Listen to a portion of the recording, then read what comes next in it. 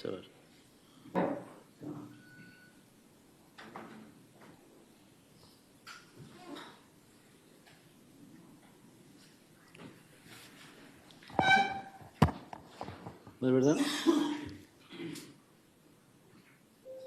ఈరోజు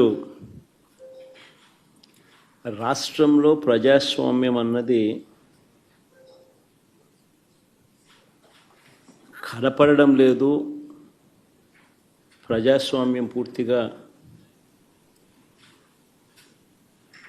లేని పరిస్థితి రాష్ట్రంలో ఉంది అని చెప్పడానికి నిన్న జరిగిన ఎన్నికలే ప్రత్యక్ష ఉదాహరణ. నా పక్కన ఇటువైపున అటువైపున ఉన్న వాళ్ళు ఇద్దరు జెడ్పీటీసీ కంటెస్టెడ్ క్యాండిడేట్స్. నా కుడివైపున హేమంత్ పులివెందుల జెడ్పీటీసీ, పులివెందుల రూరల్ మండలానికి జెడ్పీటీసీ కంటెస్టెడ్ క్యాండిడేట్. ఇటు పక్కన సుబ్బారెడ్డి ఒంటిమిట్ట జెడ్పీటీసీ స్థానానికి కంటెస్టెడ్ క్యాండిడేట్. రాష్ట్రంలో ఇవాళ ఎలాంటి పరిస్థితులు ఉన్నాయి అని చెప్పడానికి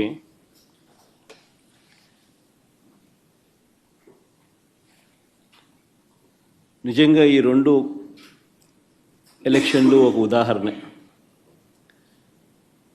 అసలు మొట్టమొదటిసారిగా బహుశా రాష్ట్ర చరిత్రలో ఎప్పుడు జరిగి ఉండదేమో బూతుల్లో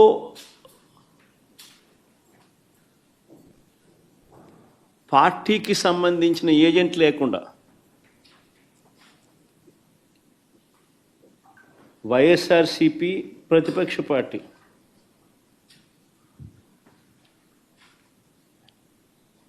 పులివెందుల రూరల్లో జరిగిన జెడ్పీటీసీ స్థానానికి జరిగిన ఎన్నికల్లో 15 బూతుల్లో ఉన్న 15 బూతులకు ఎన్నిక జరిగి రూరల్ మండలంలో 10,600 ఓట్లకు సంబంధించిన ఎన్నిక.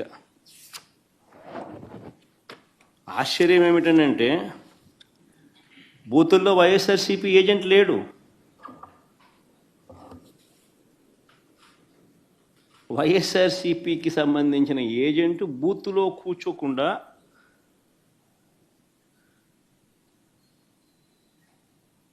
బూత్ దగ్గరికే మనిషి పోలేని పరిస్థితిలో బూత్లో ఏజెంటే లేకుండా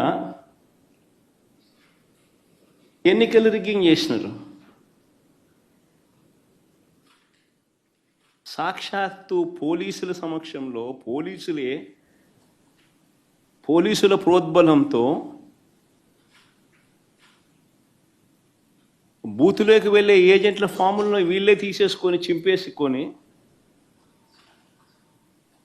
బూతులోకి ఏజెంటే పోని పరిస్థితిలో ఎన్నికలు నిర్వహించామని చెప్పుకుంటా ఉన్న ప్రజాస్వామ్యం మన రాష్ట్రంలో బహుశా మన దేశంలో ఎక్కడ ఉండదేమో, ఒక్క మన రాష్ట్రంలో తప్ప.